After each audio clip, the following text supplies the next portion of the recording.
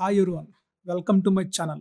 December 17, 2000 సంవత్సరంలో అలహాబాద్కు చెందిన ఒక హిందీ డైలీ న్యూస్ పేపర్లో పనిచేస్తున్న జర్నలిస్ట్ ధీరేంద్ర సింగ్ కనిపించకుండా పోతాడు. రోజు తన పని పూర్తి చేసుకుని నేరుగా ఇంటికి వచ్చే ధీరేంద్ర సింగ్ ఆ రోజు ఇంటికి రాకపోయేసరికి ఫ్యామిలీ వాళ్ళంతా కంగారు పడి వెతకడం ప్రారంభిస్తారు. ఎంత వెతికినా ఆచూకీ మాత్రం తెలియదు. మొబైల్ ఫోన్కి కాల్ చేయగా ఫోన్ స్విచ్ ఆఫ్ అయినట్లు వస్తుంది. చివరికి చేసేదేమీ లేక ధీరేంద్ర సింగ్ ఫ్యామిలీ కిడ్గంజ్ పోలీస్ స్టేషన్లో ఎఫ్ఐఆర్ నమోదు చేస్తారు. పోలీసులు ఇన్వెస్టిగేషన్ మొదలు పెట్టాక అదే సమయంలో ధీరేంద్ర సింగ్తో పాటు ఇంకొంతమంది కూడా మిస్ అయ్యారని తెలుస్తుంది. పోలీసుల ఇన్వెస్టిగేషన్లో కూడా ధీరేంద్ర సింగ్ గురించి ఏమీ తెలియదు.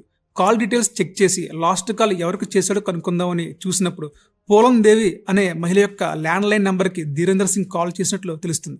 పోలం దేవి ఇంటి నుంచి కూడా ధీరేంద్ర సింగ్ కు కాల్ వచ్చినట్లు తెలుస్తుంది. పోలం దేవి అక్కడ గ్రామ సభ్యురాలు. పోలం దేవి ఇంటికి వెళ్లి జర్నలిస్ట్ గురించి అడిగినప్పుడు పోలం దేవి యొక్క భర్త రామ్ నిరంజన్, నాకు ధీరేంద్ర సింగ్ తెలుసు, అప్పుడప్పుడు ఫోన్లో మాట్లాడుకుంటూ ఉంటాం, నా భార్య ఎన్నికల్లో పోటీ చేస్తూ ఉంటుంది కాబట్టి ఆ జర్నలిస్ట్ తో పరిచయం ఉంది అని చెప్పడం జరుగుతుంది పోలీసులకు. కానీ పోలీసులకు రామ్ నిరంజన్ చెప్పే మాటలు అంతలా నమ్మేలా లేవు. ఎందుకంటే అర్ధరాత్రి ధీరేంద్ర సింగ్ కాల్ చేసి ఎందుకు మాట్లాడాలి, ఆ సమయంలో అంత ఇంపార్టెంట్ పని ఏముంటుందని ఆ యాంగిల్ ఆలోచించారు. ఈ పోలందేవి ఫ్యామిలీ గురించి విచారించినప్పుడు పెళ్ళైన తర్వాత భర్త రామ్ నిరంజన్ భార్య పేరు పోలందేవి మరియు ఇద్దరు కొడుకుల పేర్లు అదాలత్ అంటే కోర్ట్ మరియు జమానత్ అంటే బెయిల్ అని పెట్టినట్లు తెలుస్తుంది.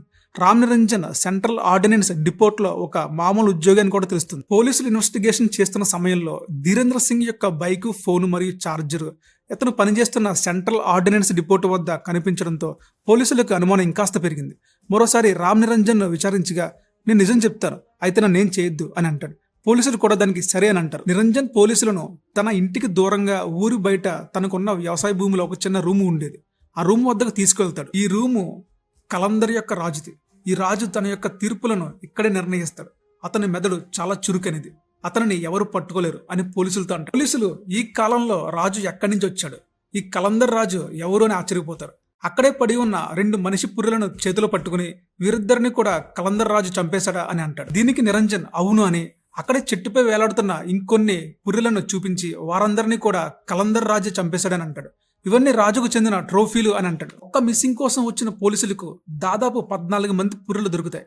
అప్పుడు ఈ హత్యల వెనక ఒక సీరియల్ కిల్లర్ ఉన్నాడని పోలీసులకు అర్థమవుతుంది. పోలీసులు నిరంజన్ ని ధీరేంద్ర సింగ్ ఎక్కడ ఉన్నాడని అడిగితే కలందర్ రాజు తనకు శిక్ష విధించాడని చెప్తాడు.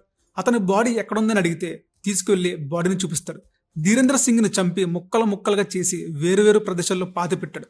ఇంతకీ ఈ కలందర్ రాజు ఎవరో అని అడిగితే నేనే కలందర్ రాజు అని చెప్తాడు. ఈ మాట విని ఆశ్చర్యపోయిన పోలీసులు ధీరేంద్ర సింగ్ ను ఎందుకు చంపావు అని అడిగితే, నేను చంపకపోతే నా గురించి న్యూస్ పేపర్లో స్టోరీ రాసేవాడు, అందుకే చంపానంటాడు. పోలీసులు నిరంజన్ ని నీకు ఇంకెవరైనా సహాయం చేశారా అని అడిగితే మా బామ్మద్దే సహాయం చేశాడని చెప్పాడు. మిగతా వారిని ఎందుకు చంపావు అని పోలీసులు విచారించగా, నేను చంపిన వారందరూ చాలా తెలివైన వాళ్ళు, అందుకే వీళ్ళందరినీ చంపేవాడిని. చంపిన తర్వాత బాడీ నుంచి తల భాగాన్ని వేరు చేసి మిగతా శరీరాన్ని ఎక్కడైనా దూరంగా వెళ్లి పూడ్చిపెట్టేవానని చెప్పాడు. అలానే ఈ తల నుండి బ్రెయిన్ వేరు చేసి బ్రెయిన్ సూప్ చేసుకుని తాగేవానని పోలీసులతో అంటాడు. పోలీసులు పుర్రెలపై ఎందుకు కలర్ వేసావు అని అడిగితే తన గుర్తు కోసం కలర్ వేసి వాళ్ళ పేర్లు రాసుకుంటానని చెప్పాడు. పోలీసులకు ఇతని గురించి ఇంకాస్త విచారించగా చిన్న చిన్న విషయాలకి ఇతనికి కోపం బాగా వచ్చేదని, అలా కోపం వచ్చినప్పుడు లేదా ఏ కారణం లేకుండా కూడా తన వ్యవసాయ భూమి వద్దకు పిలిచి మనుషుల్ని చంపేసేవాడని తెలిసింది. రామ్ నిరంజన్ లో చిన్నప్పటి నుంచే అంతగా తెలివితేటలు లేకపోవడం వల్ల తనను తానే బుద్ధిమంతుడిగా మరియు రాజుగా ఊహించుకోవడం మొదలుపెట్టాడు. ఇతని ఇంటికి వెళ్లి కూడా సెర్చ్ చేయగా పోలీసులకి